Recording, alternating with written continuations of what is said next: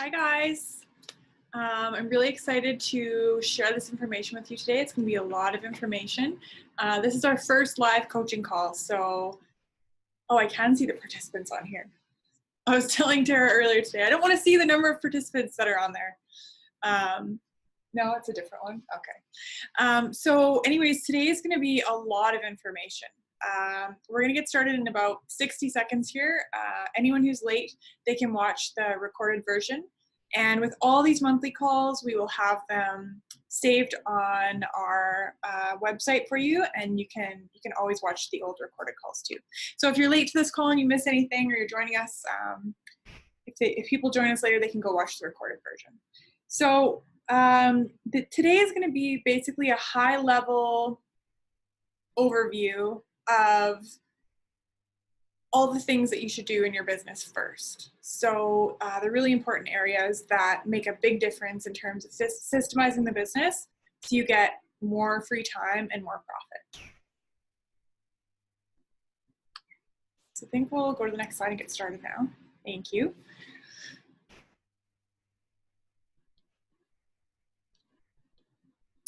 Okay, so this is basically a diagram that Tara made very pretty. I used to draw this on the whiteboard all the time and it looked terrible. But this is how I look at a business. So we basically look at the 4 different departments of your business, or the 4 different cross sections of your business in terms of financials, operations and efficiency, human resources, and marketing and sales. But I always put leadership on top because it's the most important piece. It's an often forgotten piece. It's a piece that a lot of people don't want to work on because it involves working on themselves. So if you've worked with me in the past, I see some veterans on here, some old coaching clients. Hi guys. You know that a lot of the times we're going to be looking at you for your leadership. We're going to be having you, instead of point the finger at an employer, we're going to have you say, like, how can I get better? And the reason that's so powerful and the reason it's so important is because all you can do is work on yourself. We can't really force anyone else to change. And leadership is really a journey of self-improvement, self-awareness and self-improvement. So hopefully no one's jumping off the call now because they don't want to work on themselves. That is basically, when I go into a business, this is kind of the way that it appears in my brain. This is how I see it. I kind of break it down into these areas. And we're also going to be referring to these areas quite a bit as we talk today through the presentation, and then we'll review these again at the end. But if you want to maybe jot this down, that might be helpful for you to look at the business the way that we look at it. So we're going to get right into it now. We're going to basically give you an overview now of sort of the 6 steps that, I can do that myself, I guess, thanks. We'll give you an overview of the 6 steps to increasing your profit and decreasing your stress. Now, it's kind of a broad general term, but the reason that your profit will go up and your stress will go down is because the business will become more systemized, more efficient, and it will be more profitable, and you won't have to spend as much time there. So I hope that makes sense. So first of all, the first thing that we want you to do is a business assessment. Now, if you're working with me one-on-one, I come in and do that. I interview your staff, we look at all your procedures and systems, but we've actually created a really cool online tool for everybody to use, so you don't need me to come into your business. It's called our Online Business Assessment, and basically it's a lot of questions, and you answer all the questions, and then you get customized recommendations. So the business assessment, even if you don't complete it and get those management recommendations from me, even just having the questions asked, or asking the questions of yourself, or sitting down with your business partner and asking the questions, you'll start to realize, wow, I don't even know the answer to that, or I don't even know what that is, and that's something that we need to work on. So oftentimes, every time now, we put it in our intake system, but every time I start working with a new client, we start with the business assessment. So we want to kind of ask questions that bring up problems or areas of opportunity, and then get to work on those areas. So like I said, the online business assessment, it should be available on our website for free. And you guys can all fill that out if you like. And then in 5 to 7 days, you get totally customized management recommendations from me. So that's what I would recommend for the online assessment. But there's lots of other things you can do. You can read awesome books on business. You can, you know, keep attending these live calls and hear these kind of questions. You can meet with a mentor or a coach and get them to look at it. Oftentimes, even having like an objective third party who's not a coach or a consultant will ask some good questions. I often see that with husband and wife teams. So number one, we're going to analyze your business. And I recommend the easiest way, the best way is our online business assessment. And that's at tmhbusinesscoaching.com. And then two, we're going to talk about financial projections or your budget. So if you've worked with me in the past, you know we talk about this a lot. Number one reason for this is because I like to show the clients a financial plan, and I want to look at how were you doing before coaching and how much better you're doing after coaching. Because for me, I really like to show my clients a return on investment. I want them to see, okay, well, I'm spending this much a month. For example, these monthly calls. Let's say that you're spending $49 a month, and then you start to track your financials, and every month you see that your profit's going up by thousands of dollars. Obviously, it's worth it. So that's what I use. I use the budget pretty much solely as my indicator to my clients that coaching is working. So what this budget is, and some of you probably, hopefully have your profit and loss statements or your income statements with you. If you do, that will help make sense of what I'm going to say right now. And also, do we have a free budget template on our website? No? Okay. So what we want to do with your budget is basically take the last 12 months or a few years, get an idea of what we've done, and then project the next 12 months. And I don't want you to project the next 12 months as though things will just continue the way that they've been going, because you have to remember that you're now working on your business rather than just in it. So you want to project better results. You want to project better revenue, better profit, decreased expenses. And you want to be really optimistic when you do this, because the reason you're working on your business is to make it better, right? So try not to be too much of a pessimist when you build your budget. I want to make sure that that number at the end of the year, the net profit at the end of the 12 months, makes you feel like, yes, it was totally worth it to risk everything and be in business for myself. And, you know, any stress or risks that you might be taking on as a business owner. I know as an employee, all your employees get to feel safe and they just collect a paycheck every 2 weeks, right? But for you, you might not be getting a paycheck next month if you're in business for yourself.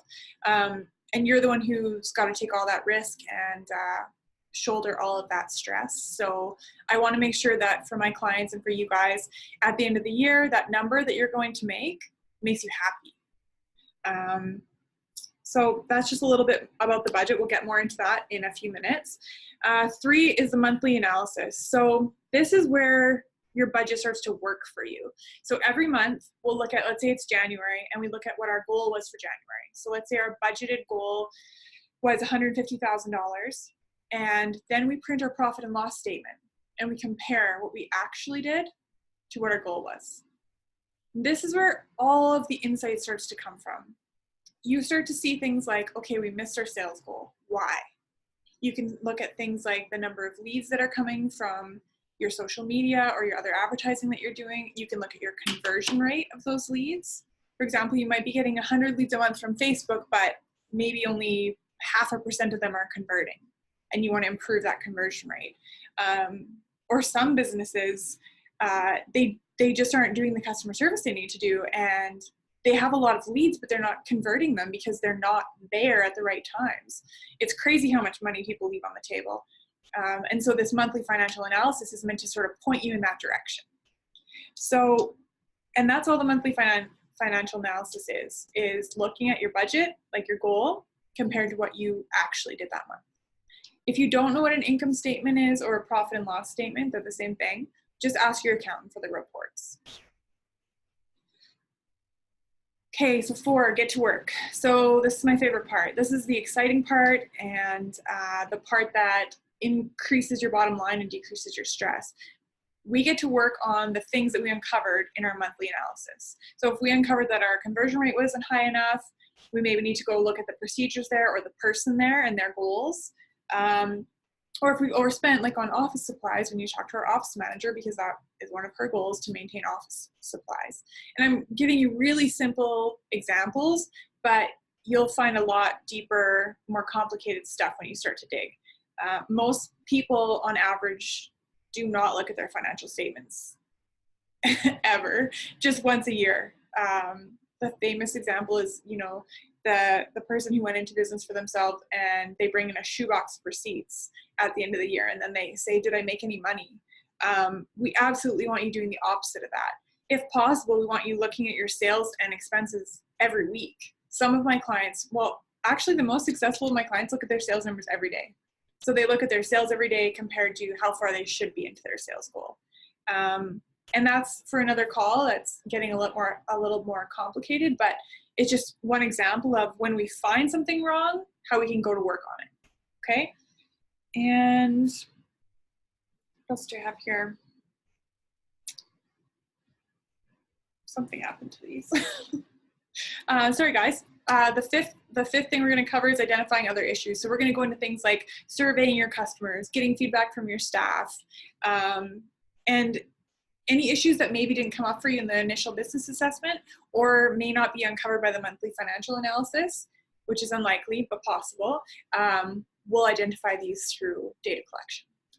And then last, we're going to talk about the really fun building of policy and procedure manuals. And I know everyone hates this. Nobody wants to do it. It's not fun. It's step-by-step typing out how you want each thing in your business to be done and typing out policies for your business. So a lot of people think this is boring. A lot of people don't do this.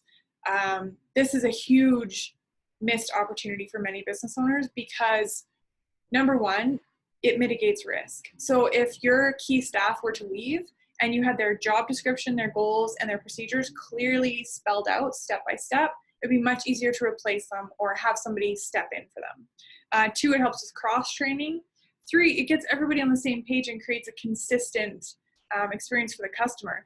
There's so many reasons I could go on, but basically if you don't write out your procedure step by step and you don't know what your staff are doing or how they're doing each thing, you can't analyze it to see if it's efficient enough or to see if it's the way you would treat a customer or to see if it's the way the other staff are doing it. So there's a lot of reasons to build the policy and procedure manual and maintain it too. So you want to update it as you go. So we're going to remind you again of these next, thank you. We're going to remind you again of these 5 key areas because the answer is always in these areas. There's nowhere else you have to look. Here's the answer. So when you don't hit your goal, you want to go look at, is it my leadership? Is it, you know, the way that we're tracking our financial data? Is it cash flow problems? Is it the way that we're running our operations or how efficient or inefficient we're being? Is it HR related? Is it the job description, the goals? Is it, you know, staff performance, staff motivation? Marketing and sales, there's so much data to look at here now thanks to online marketing. But basically we just wanted to give you this slide again and remind you that here's where you look. So this diagram is really important. Maybe you want to draw it differently, but just at least get those 5 areas in there because this will be really helpful for you every month. Or even right now, if you're reflecting after the call and you're kind of coming up with your list of here's the things I'm going to put into place, you could categorize them under these 5 categories. All right, so we're going to get more into depth in each of these sections. Tara made an awesome presentation. Sorry, I'm just smiling at her little icons there. So we're going to start with leadership, and we did talk a little bit about this at the beginning. Sorry, guys. But I want to get a little more in depth and give you some really good tips and tools that you can use now. Because I want you to be better after this call. Like, I know you're going to have to do homework. That's just how business coaching is. Unfortunately, we didn't tell you that before the call. But we teach you something, you change the way you think, you learn a new tool, then you have to go do the homework. So that's the big piece, is you need to make time for yourself to work on the business rather than in the business. So if you're spending a lot of time doing, like in the business as a technician, or let's say you have an accounting firm, you're doing a ton of accounting, we want to get you doing less accounting and more leadership. And leadership is running your business. Leadership is inspiring others to follow you. we have a quote actually on the next slide, which we accidentally showed you really quick earlier, but we're going to show you it again after. A leader leads by example, whether she intends to or not. So you need to remember that your staff are always watching you, and not in a creepy way, but you know, they do watch what you do. If you say one thing and do another, you can't expect your staff to be better. One example that one bad example that I had was one business owner that wanted coaching, but we obviously turned away because we're really picky about who we work with, and this person didn't fit our sort of ethics. You'll kind of hear why, but basically they were putting cash through the business and not paying tax on it. So number one, we're not going to work with them. Huge red flag. It's totally dishonest. But their biggest issue, the thing that upset them the most, the challenge they wanted help with, was that their staff are being dishonest and stealing. So their staff was like doing jobs when they shouldn't have been, or they were time theft. They were clocking in when they weren't clocked in. And it's kind of funny now, and it wasn't funny then because that's a really hard conversation to have, but you are your business. Your leadership is being exemplified in every choice you make.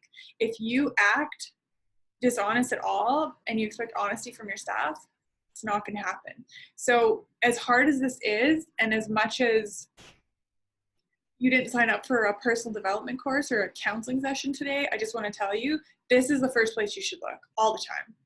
Every single time something happens that is not good or doesn't make you happy, ask yourself, what can I do better? That's leadership. And that's not just in work, that's in every relationship in your entire life. And just remember the reason for that. It's not because it's fair, it's not because other people shouldn't have to change, but it's because you have control over you and you can change you. You can't necessarily change other people.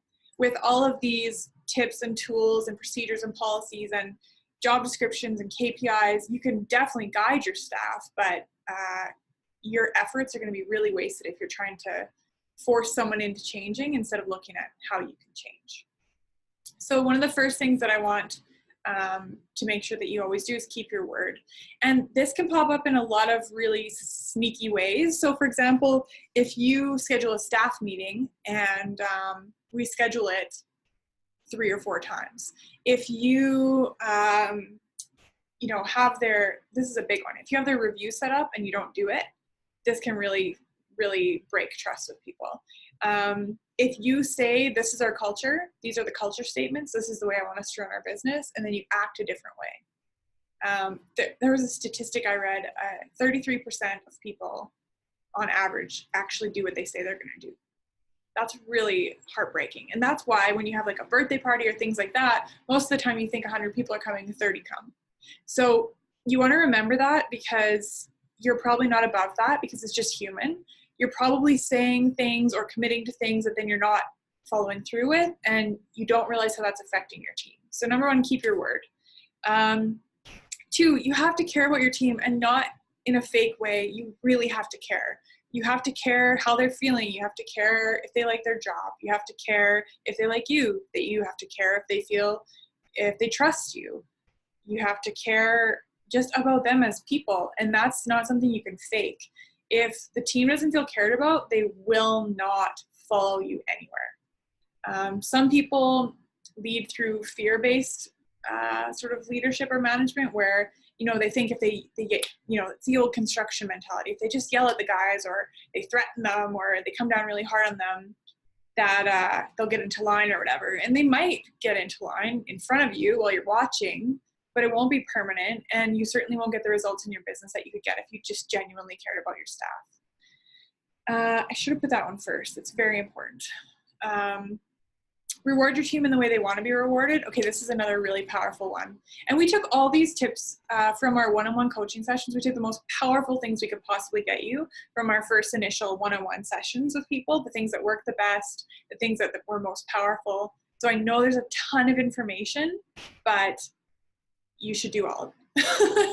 Try and do as much as you can.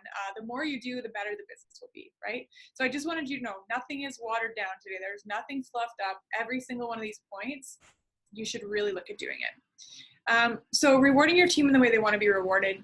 We do a quiz called I think it's called the MBA Inventory. It's the appreciation style quiz by Gary Chapman. Nope, that's the wrong name. Tara's gonna look that up. But we try to reward our team in the way they want to be rewarded, or appreciate our team in the way they want to be appreciated. And that can just look like sitting down with them and having a conversation, or that can look like buying this appreciation quiz that we do online for $15. And it's through, we'll find it for you in a second. But there's a lot of different ways. I always just say to people, just ask. And it's funny because it seems so simple, but in so many cases, you could improve your sales and marketing, you could improve your reward system, you could improve anything just by asking. Like, ask your clients, do you like this? Are you happy with that? Or you could ask, just one sec.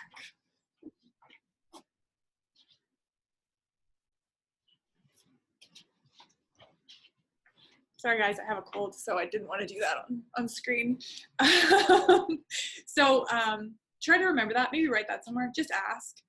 If you're wondering if your marketing's working, if you're wondering if your clients like your reward program, if you're wondering if your staff like the way they're being rewarded, just ask them. With one of my staff that's actually here helping me today, first she did the quiz, which we paid for, and then she's like, actually, I don't think the quiz was right. So then we kind of got her real-time feedback on that. So just ask them, just ask your staff, how do you want to be rewarded? I have one client who recently just gave out $5,000,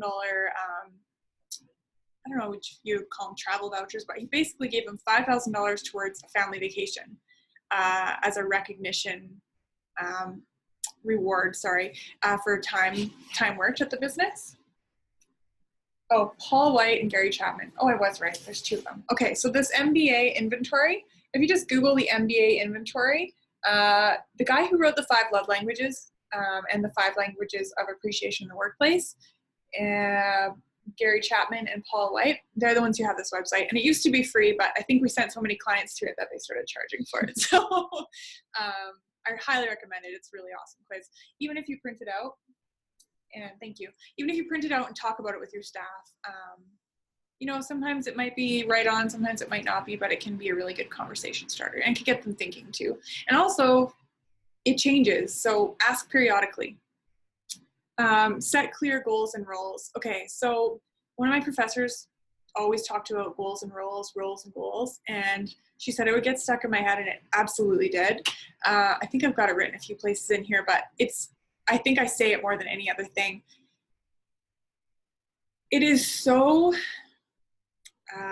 ridiculous for you to expect a staff member to perform well if they don't know what their job is and they don't know what their goal is. So a lot of us don't even have written job descriptions, or a lot of us have job descriptions that are old, or they don't make sense, or, you know, they've been around for a long time and the role has changed, but you just get them to sign a contract because you haven't looked at those contracts in years. And if you have a role and a goal, or a set of goals that really makes sense, you and the employee will look at that job description and those goals monthly when you do their KPI review. You'll look at them every review when you guys talk about their job. You'll look at it to create your procedures and policies. This job description should not be something that gets put in a binder and gets put on the shelf and never looked at again. I mean, how many employees? Yeah, a lot of employees. Most employees, if you ask them, what's your job description? They have no idea. And they also have no idea where they can get a copy of it to review. And they definitely don't know what their goals are. So that's an example of sort of a norm. And that's one of the reasons why 96% of businesses aren't making it 10 years. That's a staggering statistic. We hate it. We're trying to reverse that statistic. That's why we're trying to help so many business owners, and we're giving away so much free content. We hate that most businesses are terrible. So this is one big area you really want to look at. Do your staff have really clear goals and roles? And also, that rhyme is stuck in your head forever. I'm so sorry, but roles and goals, goals and roles. You'll hear that over and over. And it comes up constantly. Like, if you have a staff member do something you don't like, well, are they really clear on their role and their goals? Probably not. If you have less revenue than you want, you probably haven't properly handed out goals to people or clearly identified their roles in that you've given them sales as a goal. Hope that makes sense. Self-awareness. So look at yourself first. We talked a lot about this at the very beginning, so I'm not going to hammer on this anymore. But just trying to remember, if you're ever pointing the finger at anyone else, just try to be like, what can I do? Turn it around. Share the credit. So I think that the very best leaders, you'll hear them constantly complimenting their team. Well, I know this.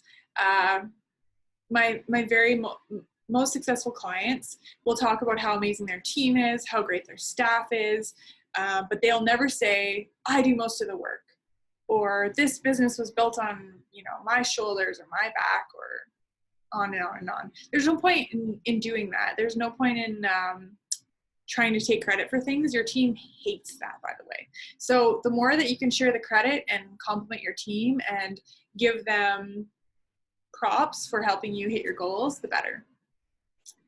Practice random appreciation. So I actually put systematically in brackets on my notes here, which is pretty funny because we said random, but we want it to be systemized. So random appreciation is just more authentic because it's not something that, pops up in the calendar every month. Well, it is if you do it right. But most of us can't remember to go appreciate people in their preferred ways, 13 times a day or 100 times a day if you have 100 staff you're looking after. But if you calendarize it, systemize it, and make sure it's something that you remember to do, then you'll do it.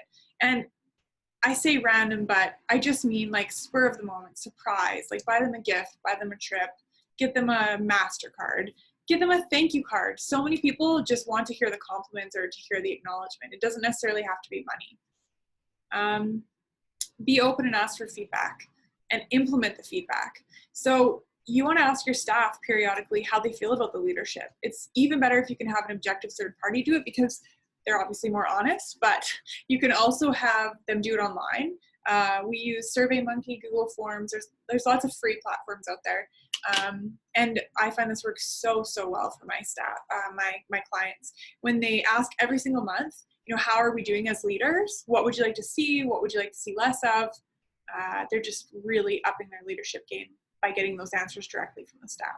And remember what I said, just ask. So if you're not getting the results you want from your team, you probably need to be a better leader. How? Ask your team. And then I just wanted to reiterate, lead by example. That's the next slide we have here.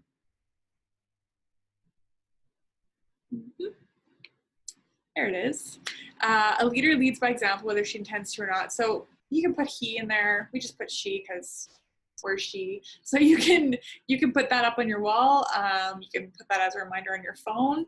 But I just want to remind you that you're definitely leading by example with every choice you make, every word you say, every behavior that you model for your staff. They're listening to what you say, but they're mostly watching what you do. So just remember, actions speak louder than words, and you're always leading by example. So let's talk about human resources. So I remember my first HR course in university, and the prof loved HR so much. They were talking about how HR is a secret superhero, and it's often overlooked, and we all kind of thought, oh my gosh, this person really loves HR, but that's not true. It's so true, and I wish I should go tell that prof. But really, it's the policies and procedures, it's the job descriptions, it's the key performance indicators, it's that working with staff to make sure that they're achieving their goals. That is all your business is. Literally, like your business, you would have no business if you had no staff. And if they weren't working on their job, doing the job that you want them to do, their roles, and achieving their goals, you wouldn't be hitting your goals. So again, I want to reiterate, clear roles and goals, or goals and roles. If you make sure that everyone knows what their job is, what their priorities are on that job, and then what their goals are. So let's say the 3 to 5 most important parts of their job, we want to make them measurable goals. And we call these KPIs, or key performance indicators. You want to make sure that every month they're getting a report, or they're doing self-reports on their goals. What were their goals? What did they actually do? Because if you don't give them the feedback, how are they supposed to know? And if you don't even give them the goals, how are they supposed to hit the goals? So it's just like your budget. You want to track their performance monthly, make sure they have it, make sure they have access to it, so that they know, this is my job, these are the most important 3 to 5 measurable key performance indicators, and every month, my boss is going to tell me how I'm doing. Instantly, people's results go up. instantly, just because they're looking at it, even if you don't look at it, just because they can see the results. This is magical part of visual tracking, actually. If you start tracking KPIs on the wall, in the staff room or wherever you want to do it, in the meeting room, people will instantly increase their performance by 10%, just because it's up there. And we have some clients who share, like in the Monday meeting, they'll share a PowerPoint slide and it shows the whole team and all their KPIs. And then we have others who hand them out privately. We have others who track them on a chart on the wall.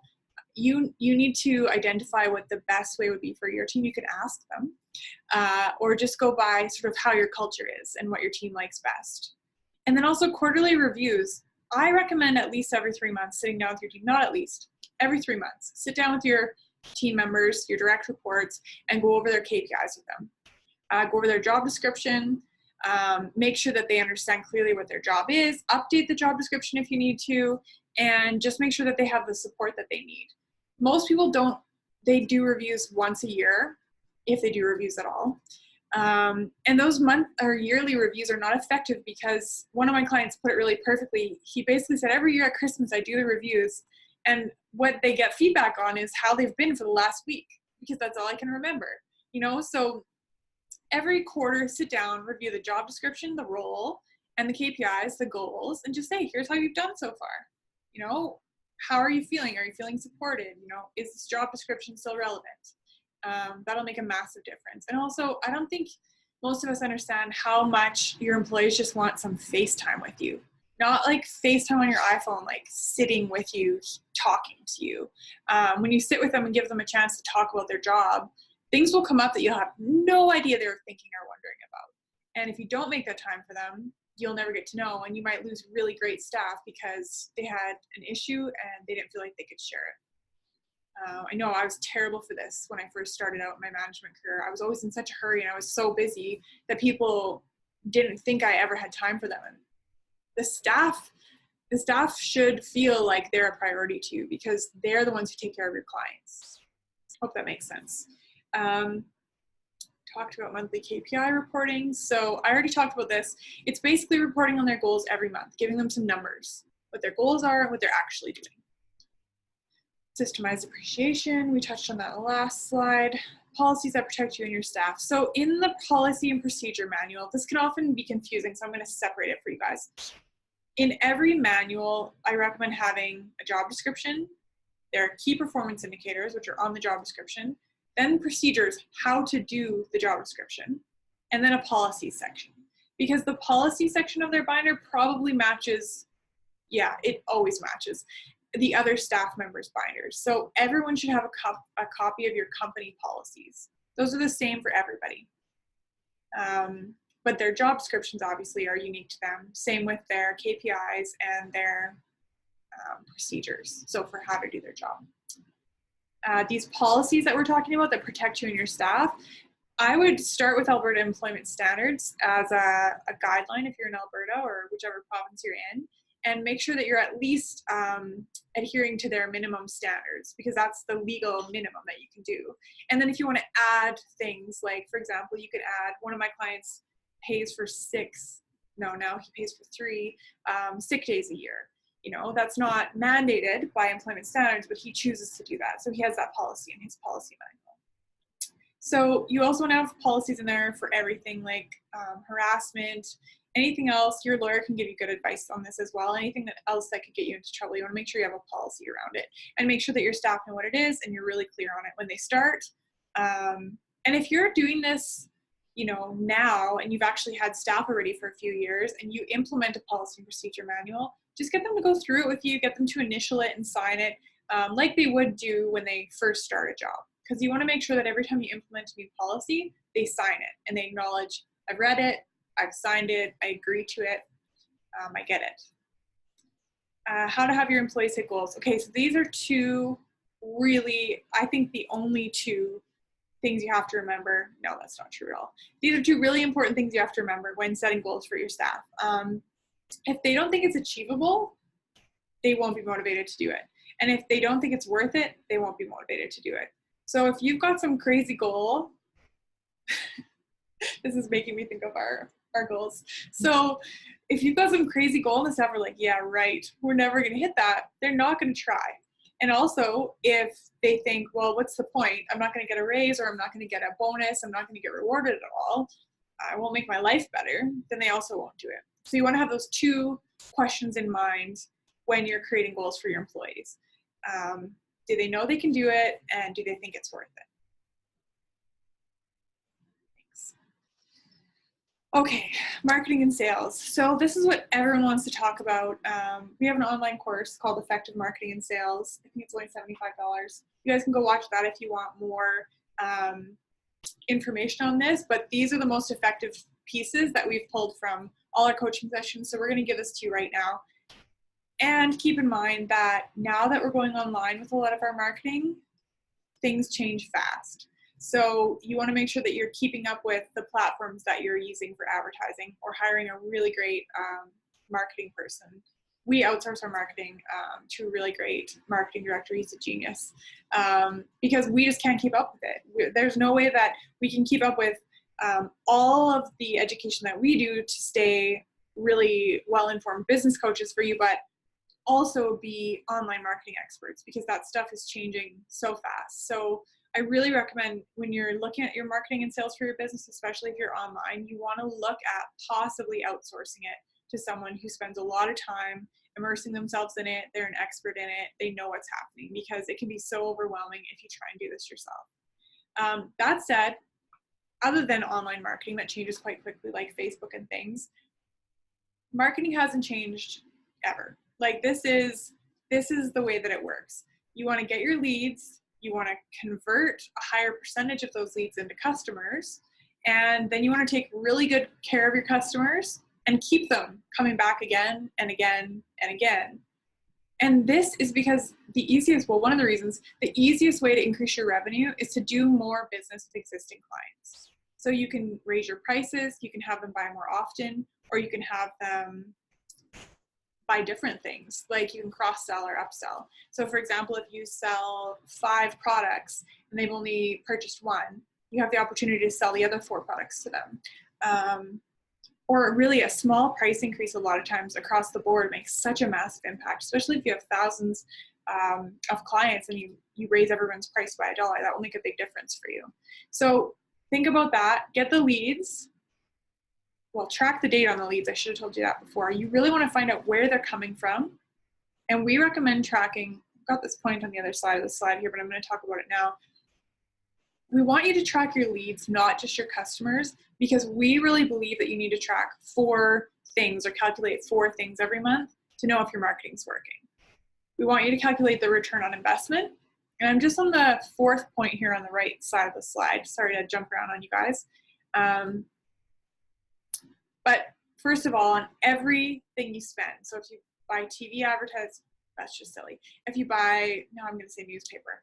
Okay, if you buy Facebook advertising, or you put a sign outside your building, or you do Google AdWords, or you do radio advertising, you want to measure these 4 things. Return on investment. So 1, what you've spent and what you've gotten back, just from that one source. So if you're not tracking your leads separately, like if you're not looking at, we got this many leads from Facebook, this many leads from the radio, this many leads from the billboard, you don't know what's working and what's not. So first of all, look at return on investment on each of your spends. What did you spend? What did you get back? And this comes from the customers who do business with you because of that marketing source, okay? So return on investment is just what you spend and what you get back on that particular type of marketing. CPC is cost per customer. So we want you to basically take what you spent on Facebook and divide it by the number of new customers you got from Facebook that month. And that'll give you how much you paid per new customer. And when you see that number, you're going to realize that you want to do more business with existing customers, because you don't want to have to keep buying new customers. It is so, so much easier to fix the inside of your business and take better care of your clients than to try and go out there and get new ones. I promise you, every time. Cost per lead, CPL. So unless you're tracking leads, we can't get you the cost per lead, but it's the same as the cost per customer. You want to see how much you spent and divide it by the number of leads that came in that month from that source. And then conversion percentage. So if we got 100 leads from Facebook, but only 1 converted into a client, our conversion percentage is only 1%. Now, if we had client referral, that's a great example. So on client referrals, maybe 50% of those convert. And that's pretty obvious, right? You have one of your current clients telling another person how great you are, it's gonna convert half the time. Whereas if you spend money on Facebook advertising, you only get 1% of the people. I hope that makes sense. I know this is a lot of information, guys, but like I said, this is going to be available. You can watch it again and again. So you can rewind, pause, move the thing back and forth. And also, I know we have a blog on this. It's called Marketing Measurement, I believe. Anyways, return on investment, cost per customer, cost per lead, and conversion rate. I'm sure if you just Google those things also, you'll find a pretty similar definition to mine. So we are at branding consistency. Okay. So most people think branding is just their marketing, and it's so much more than that. So I just want to talk about some of the ways that you're probably not thinking of that are giving people an impression of your brand and you're not realizing it. So one example is like a branded vehicle. We once saw a company branded vehicle for pretty infamous local company almost run down a pedestrian. And it was very obvious that they knew that person was crossing the street. They were just annoyed and they were trying to go and the person was walking slow. So that's a really terrible example. If one of your employees is out in one of your branded vehicles and they're acting like that, or, you know, doing other not nice things in traffic, that's your brand. Your sign is plastered all over that situation. If your staff show up to a networking event, if your staff share your stuff on their Facebook, oh, that's a funny one. Remember that one? So we had that one a couple of weeks ago. But if you've got your staff sharing your company's stuff online and their profile picture is something highly inappropriate, that's your brand. So you want to be really clear in that case on your social media guidelines. Do you even want your staff to share stuff on their personal Facebook? If so, what are the guidelines? You want to have a policy about that, a procedure for that. Yes, you want a procedure for everything. And I know it's going to take a long time, but you just want to start where you're at. Take the most horrible things that are happening or the most amazing things that are happening and make procedures for those. You know, make a procedure to make sure it keeps happening, or make a procedure to prevent it from happening. And last is create a marketing communications plan and stick to it. So a lot of us are just like, try this, try that, try this, try that, readjust. And it's just a gong show. Everyone's spending way too much money on marketing.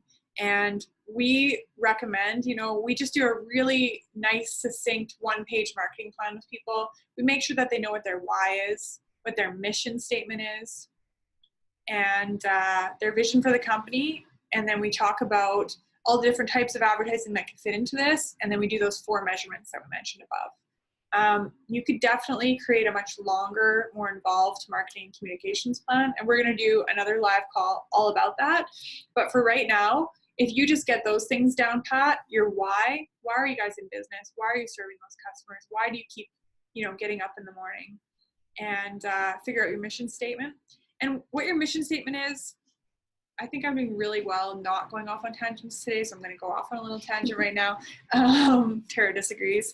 Mission statement. So the way we describe the mission statement is, what do you do? How do you do it? Like, in what way do you do it? Who do you do it for? And why? But the first thing you need to figure out is the why. Because if you're not connected to that why, and you don't know why you're doing things, and your team isn't connected to that why, there's no authenticity behind it. And to me, the most effective marketing and sales plans are just us authentically sharing who we are. If you're trying to pretend to be something you're not, or you're trying to do any sort of dishonest marketing or manipulation or bait and switch, or, you know, try to trick people into buying your stuff, it's not going to work. You want to just be authentic. This is who we really are. This is how we do business. And if that fits for you, come join us. So just remember that marketing is not like some scam. A lot of people hate marketing. But for me, the way I define marketing is authentically sharing who you are, or authentically sharing your brand, because then you're going to get the best people that fit for that. And you're not going to have to pretend. You're not going to have to try, because you're just being who you are. I hope that makes sense. So now we're going to talk about improving efficiency. So sometimes people think this is boring too, but this makes you a lot of money. So you want to look at this. First of all, we'll revisit every month looking at your financial performance. This is where you start because that's what tells you what's not working. So for example, if we're not hitting our sales goal, we need to go look at sales and marketing, look at conversion rate, look at return on investment, look at the cost per customer, the cost per lead, all those things we just talked about.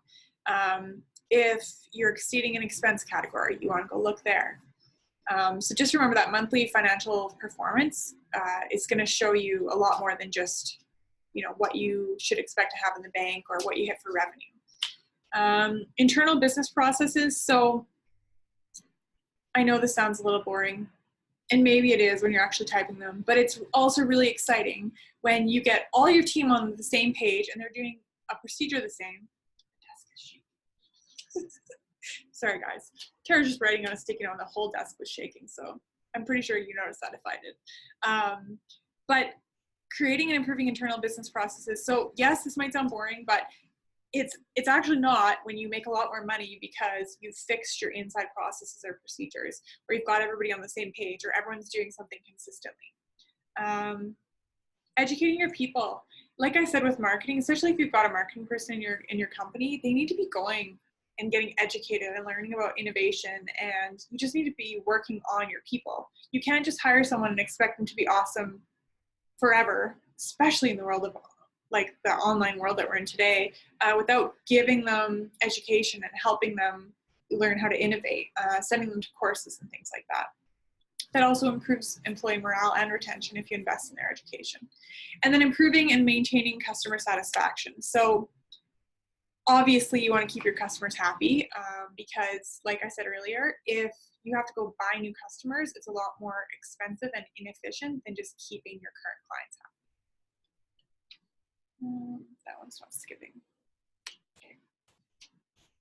To the next slide. Okay. So we want to ask, where are you losing leads? Where are you losing your quotes, or where are we losing our customers, and how can you improve that? So you can use a lot of that data we talked about in the marketing slide to figure this out, but you want to find out, if you're getting 100 leads from here and only 2 are converting, why? Like, you need to improve that conversion rate or stop spending money there. Quotes too. A lot of people don't look at quotes. Like in an industry where you have to create proposals or quotes, a lot of people don't look at how many quotes did I do and how many did I win. When you look at that, you learn a lot. You could learn what types of customers are more likely to approve your quotes. You could learn like the conversion rate for each customer. You could learn different conversion rates for different industries, but you want to ask these basic questions. Where am I losing leads, or where am I losing quotes, or where am I losing clients? So that the last part, where am I losing clients, that's your customer retention. You want to really, really, really aim for 100% customer retention. I mean, obviously sometimes customers leave, but the closer you can get to 100% retention, the more efficient it is and the more money is going to fall to your bottom line. And again, how do you improve things? Just ask. So client surveys or customer surveys are just a huge part of making your business successful. So don't be afraid to survey your clients, your ideal clients. Also ask your staff. Again, just ask them, what could we do better? And also, when you ask your staff, how can we make our customers more happy? Sometimes I lead with, besides giving them cheaper prices, because most employees usually say that as their default answer. They have such great ideas because they're on the ground level with the clients. They're working with the clients usually more than you are. So asking your staff how you could make your customers happier often works really well too. So I'm having trouble skipping those slides. There we go. Okay, productivity. So, man, there's a lot of information in this. Okay, I can totally sympathize with you guys if you're feeling a little bit overwhelmed right now, because I'm getting how much information this is. But like I said, it's all important, and we'll be doing deeper calls on each of the topics every month. So don't feel overwhelmed, and please don't not start just because there's so much coming at you. We're really committed to delivering value and giving as much as we can. So that's why there's so much in this presentation. I know there's a rule of 3. You're not supposed to teach people, you know, more than 3 things at once usually, because it's really hard for them to retain more than that. And there's a lot more than 3 things in today's presentation. But if you just make your list of things you need to work on and then spend a little time each week sort of ticking them off your list, your business will just get better and better. So productivity. I believe that you should keep your calendar full and your inbox empty. And this is like a huge, huge bone of contention with my clients. Nobody wants to do this. The ones that do it, they love it. They feel so free. They have time enough in their day for everything. And it's so nice to have an empty inbox. Like, I empty my inbox every single day, no matter what. And my calendar is full. So the reason we do this is, if there's anything I need to do, it has to go into my calendar, because the calendar has the same number of hours as my real day. And if it can't fit in the calendar, it's just sitting in my inbox, or it's sitting on a sticky note or a to-do list. It's just overwhelming you, like, or overwhelming me. If I have things to do and there's no room in my calendar, how could I feel anything but overwhelmed or, you know, like I'm failing? You need to make sure that if you're going to do something, you're going to commit to something, you put it in your calendar. This will help you keep your word too. Use your phone calendar. It's always with you. I love doing that. And then, yeah, we're going to keep moving along here because I am a little bit behind. So if you have any questions on that, I know we have a few videos on it, and we're going to do another whole live call on efficiency. So we're going to go to the next slide now. There's just a little bit of a lag. Next one should be manuals. Thank you. So actually, we're going to skip this slide because we already talked about manuals. That is just your procedures and your policies, okay? Improving efficiency. Okay, so staff hate this one. So make sure you get your leadership on point before you do this one. Yeah, I really want you to track everyone's time. And people are like, my staff aren't going to do that. And staff are like, oh, do I have to even write down when I go to the bathroom? That'll be their first retort. But just so you guys know, if you're not tracking what they're doing for at least a good month, you really don't know what they're doing. There are some computer programs that track what they're doing. I don't know that they're 100% effective. I can't remember the name of the one that one of my clients is using, but it basically shows you how much time they spend on each website or each program in a day. But you want to see, like, if your manager is spending time doing something that an admin assistant could do, or if your admin assistant is trying to do something and not doing it very well because the manager should be doing it, you don't really know what your staff are doing until you do these time diaries. So I recommend doing them once a year for a month, and they can be difficult to introduce to the staff, so make sure that you're doing one too. That's the very first step. Lead by example. Again, back to that. If you're tracking your time, then it's much easier to ask them to track their time. It's literally impossible to get your staff to do this if you don't do it. So please start by tracking your time. I love just using my calendar and then adjusting the day to what actually happened. That's the easiest way to track your time. So if today's call went long, which it won't, I promise, we will adjust it in your calendar, or in my calendar, sorry, to show that I was actually on the call longer. Or if a meeting canceled, we delete the meeting.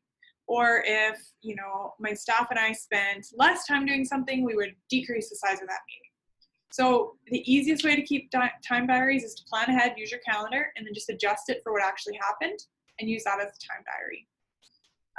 When you have these time diaries and you get to see, or you have people's calendars and you get to see what they actually do with their day, you can make really awesome delegation decisions. So you can either, you know, hire an administrative assistant for a lot lower cost than one of your technicians and move over a whole bunch of work that somebody was doing that you had no idea they were doing, that you don't want to pay them $55 an hour to do. Or you can actually, even at home, so a lot of my small business owner clients will delegate laundry, yard work, cooking to somebody else, because they can pay someone else $20 an hour and they can work on their business, increasing their profit by thousands every month or even every week in some cases.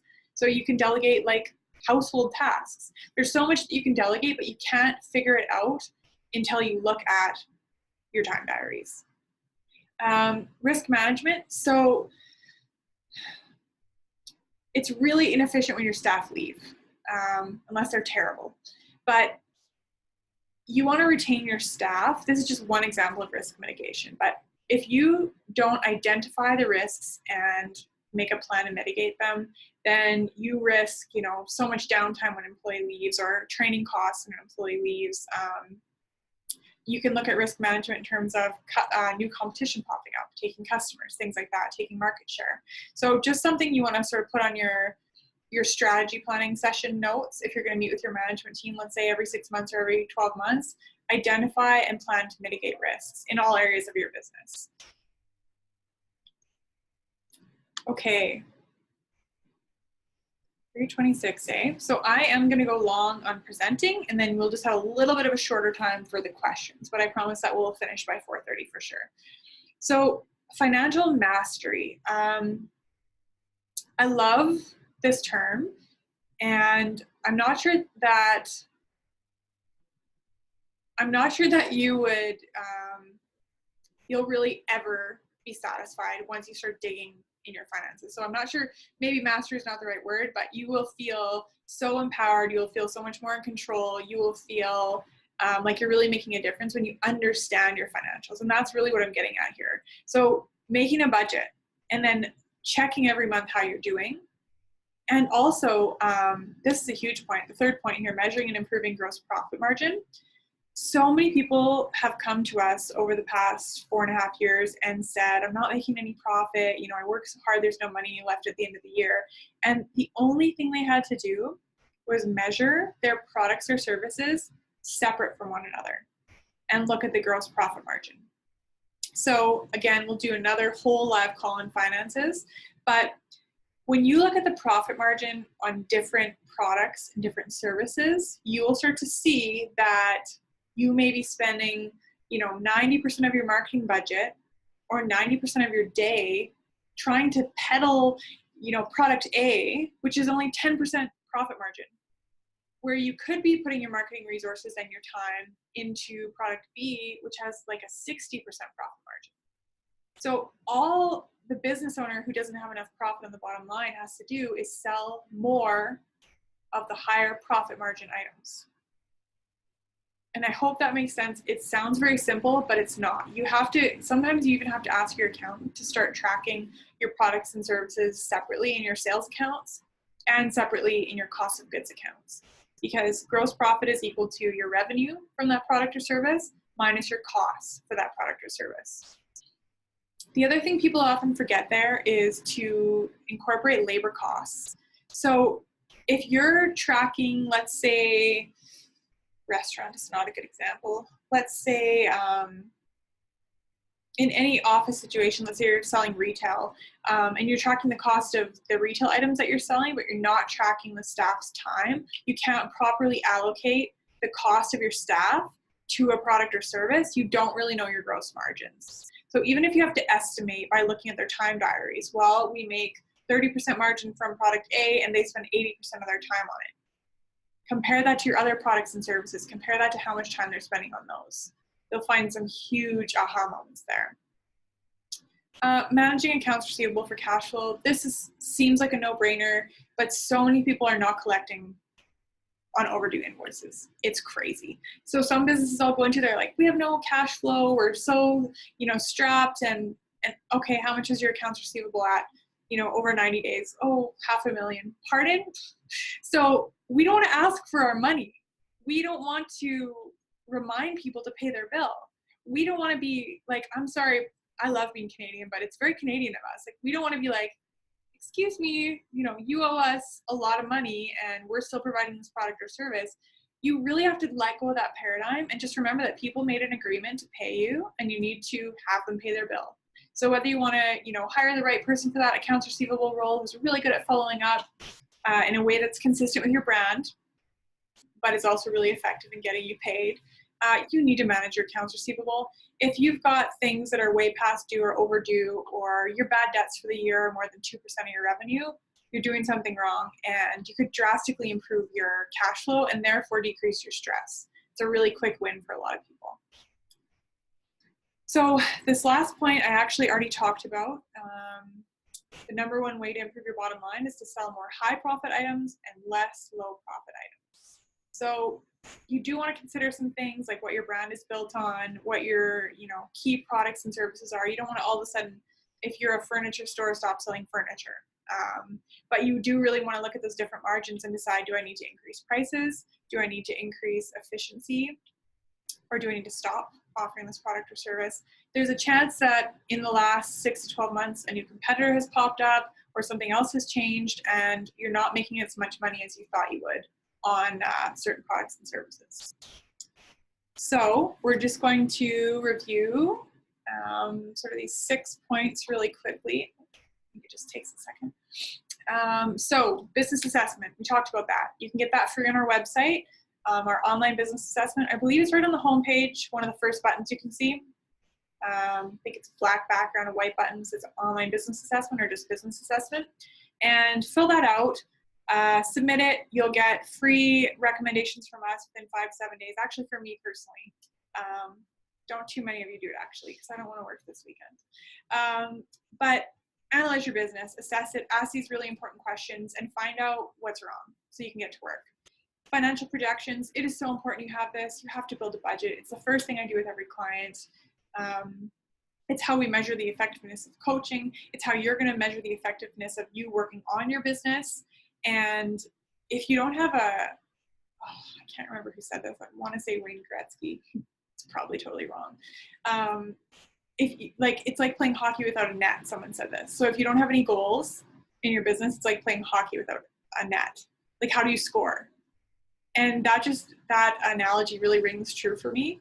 And I think that you guys should keep that in mind, because for me, when I picture someone skating around and there's no net and they just have the puck and they don't know what to do with it, it's, first of all, it's hilarious, but it's a really powerful image to kind of get you woken up. Like, if you don't have a budget or financial projections or goals, how can you achieve them? It's just like your staff. You need to have a job description and goals as well. And your financial projections should be your number one goal. You need to make sure that, well, I better take that back. You can have other things that are more important than your financials, but you have to also do your financials. So if you want client satisfaction or employee satisfaction to be your number one strategic objective this year, or you want, balance and happiness in your life to be a key goal for you guys this year, that's great. And you need to measure your financials. You have to. So that's all I'm going to say about that, but please build a budget. And then every month, measure it. So look at your profit and loss or your income statement or your cash flow statement. That is a whole other complicated story, but sometimes people will build their budget based on a cash flow budget, especially if they're in a tight cash flow crunch. But I recommend doing it with your income statements for now. And then, like we said before, we want to get to work. So you figured out using your financials and other monthly indicators what's wrong, go work on that. Identify other issues. So when you collect data from surveys with your clients, your staff, and you look at your financials, you're going to find other issues that pop up that maybe didn't come up in your first initial assessment, and you obviously want to address those too. Honestly, most of the time it's the same issue, just in different clothes, but you'll learn that when you keep looking. And honestly, please be excited about this. Don't be, terrified or feeling dread or, oh, what am I going to find this month? Because it's really exciting and fun to fix your business and make more money and take more time off. And that's exactly what we're doing here. All these things are meant to increase your profit, decrease your stress. So you should be spending less time in your business and making more money, both of those things, if you're doing all these things properly. And then last, again, just a reminder, those really exciting policy and procedure manuals, you need to make them and you need to maintain them, make sure that they're updated. These are so powerful because when you're coaching an employee, you want to say, okay, well, here's the procedure and here's what you did. We need you to get on board with this procedure. Or, just in terms of improving efficiency or making sure that the clients are treated the way that you want them treated, you must have procedures for every job.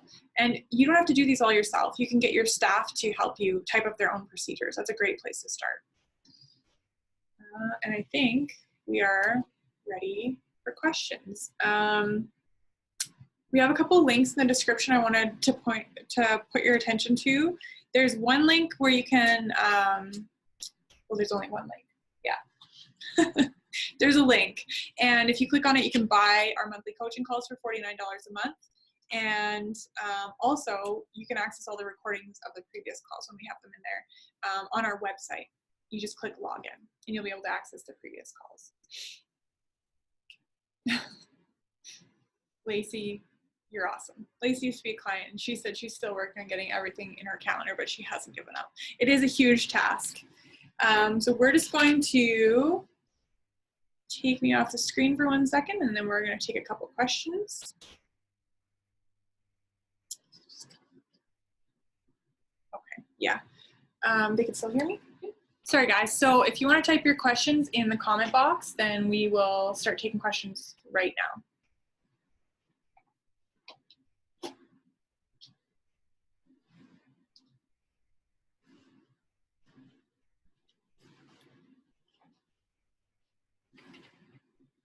Oh, Tim. Tim wants to know, how can I make time, Tara's arm is in the way, to do policies and procedures when I feel I'm too busy doing work? This is a great question. Yeah, sure, you can put it back on. Thank you. This is actually a great question. And like I said, if you can involve your staff, it takes a ton of the workload off of you. For example, if you have an office manager and you work on their job description with them, they can even help you with their job description. But once you agree on the job description and the goals, then you can start with each point in the job description and just say, can you write up the procedures for these for me, like step 1, step 2, step 3, how you're currently doing it, and then we can review them together. I do not recommend that you go home and start writing policy and procedure manuals. I highly recommend that you get your staff involved because, yeah, it is a lot of work, and I understand you already feel like you're too busy. So adding more to your sort of homework plate, there's a lot of homework already, I get that. But yes, most of it can be delegated if you do your time diaries and you track what everyone's doing so you know where you can sort of move things around more effectively. Apparently I did such a good job that no one else wants to ask any questions. So we're gonna have this recording available for you guys on tmhbusinesscoaching.com. If you click login, you should be able to access the recording later on. And we'll be doing live coaching calls again every month. So we'll post them here on our Facebook page and we hope you guys join us. If you have any other questions after we sort of sign off here, you can email office@tmhbusinesscoaching.com and we will do our best to get back to you in a timely manner. Anyways, I hope you guys have a really awesome week and thank you so much for joining us.